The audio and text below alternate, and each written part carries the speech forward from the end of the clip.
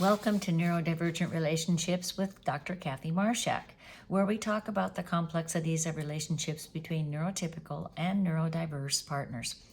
These relationships can feel bewildering, even isolating, until you learn to take back your life and navigate the differences with clarity and confidence. In this special podcast series, I'm sharing stories from my own life. The title of the series is Searching for Home, Searching for Myself, A Journey Through Hawaii, Oregon, and My Evolving Connections to the Land and the Sea. I'm sharing stories from my own life, stories about rediscovering myself, about loss and resilience, and about how our connections to people, places, and even the earth itself shape who we are. As an older woman going through a life review, I've been reflecting on what it means to belong to a relationship, belong to a community, belong to the world around us. You may be wondering, what does this have to do with neurodivergent relationships? But I think it has everything to do with them. Because so often in these relationships, we feel lost. We feel like we don't recognize the world we're living in anymore, like the life we built isn't quite what we imagined. That's what this series is about, seeing things with new eyes and taking back your life in ways that matter. And don't forget, after each episode, you can join me for the podcast After Party, a live confidential video conference where we dive deeper into these topics together. Check the website listed on this page for the podcast, or you can Google me, Dr. Kathy Marshak, to find the latest schedule and events. Now let's get started. Episode 1. I titled it The Sweetened Version of Hawaii, Rum, Grog, and Lost History.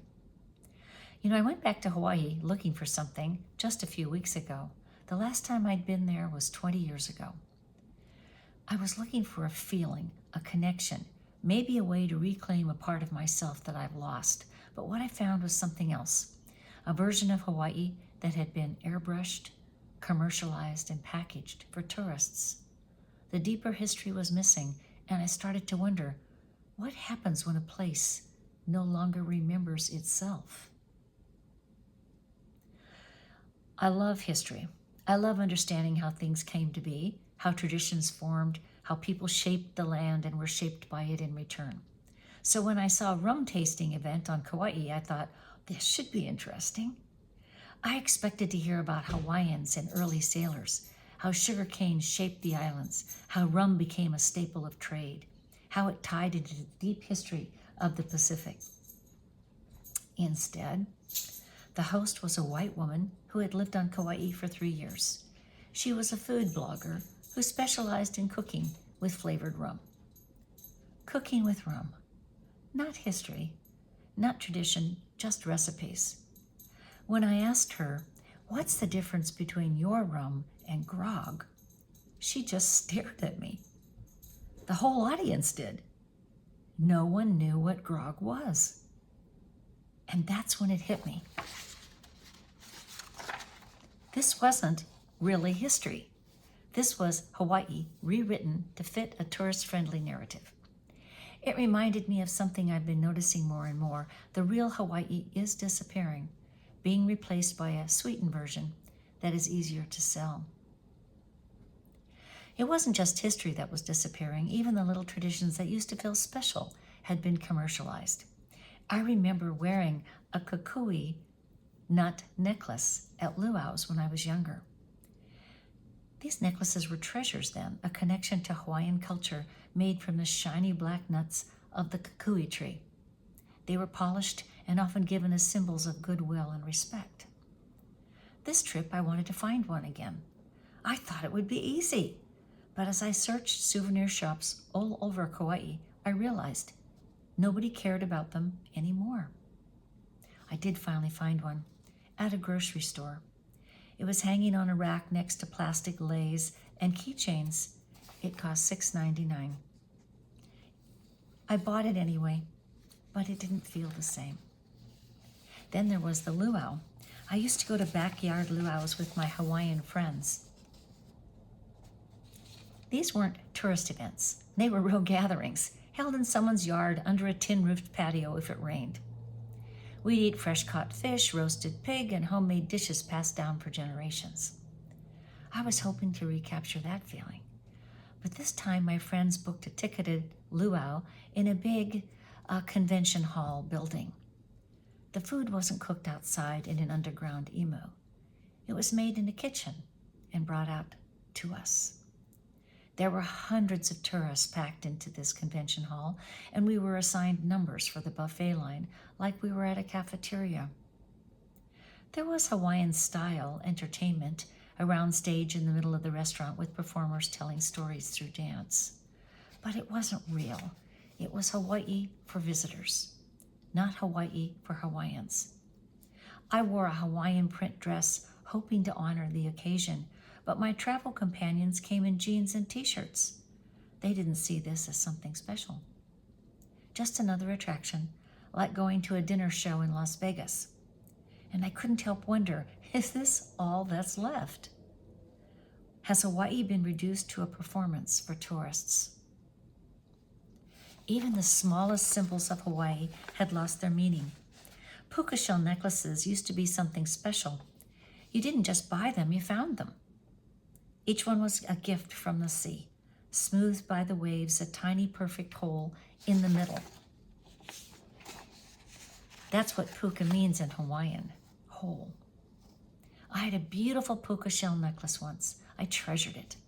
Then one day, Phoebe, my younger daughter, found it in my jewelry box, and she asked if she could wear it to school. I said, of course, she was my daughter. I wanted to share something I loved with her.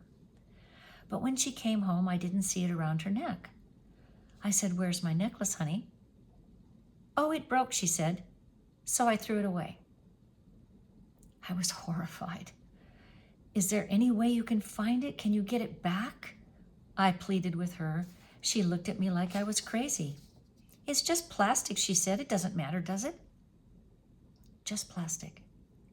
That was the moment I realized what is precious to one person might be meaningless to another. Years later, on this last trip to Kauai, my friend John mentioned he wanted to surprise his wife with a puka shell necklace. I was delighted. Maybe I could find a replacement for the one Phoebe threw away. But when I saw what he considered a puka shell necklace, I was startled into silence. I really couldn't say anything. It wasn't real puka shells. It was manufactured shell fragments cut into perfect round shapes, strung together with colorful beads. A factory-made imitation.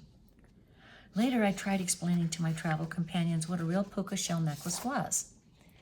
That my Hawaiian friends and I used to string them together by hand to sell at flea markets.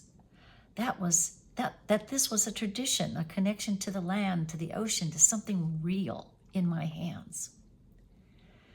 But my traveling companions didn't really comprehend my story.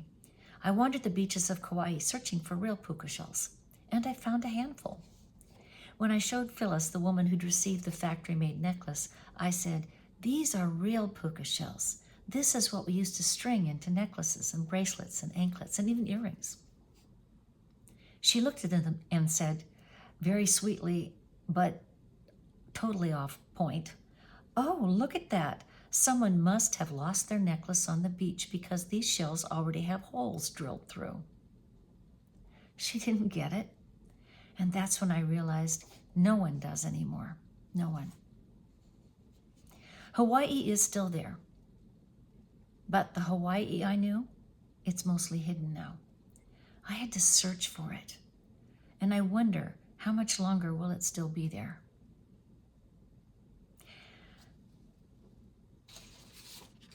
Thank you for joining me for this episode of Neurodivergent Relationships with Dr. Kathy Marshak. If these stories resonated with you, I invite you to join me at the podcast after party, where we can talk about these themes live and in real time. Before we go, here's something to think about before that after party. From this episode, episode 1, have you ever revisited a place from your past, only to realize that what you were really searching for was yourself? I'd love to hear your thoughts. You can find details for the podcast after party by checking the website listed on this page for the podcast, or you can Google me, Dr. Kathy Marshak, to find my latest schedule of events.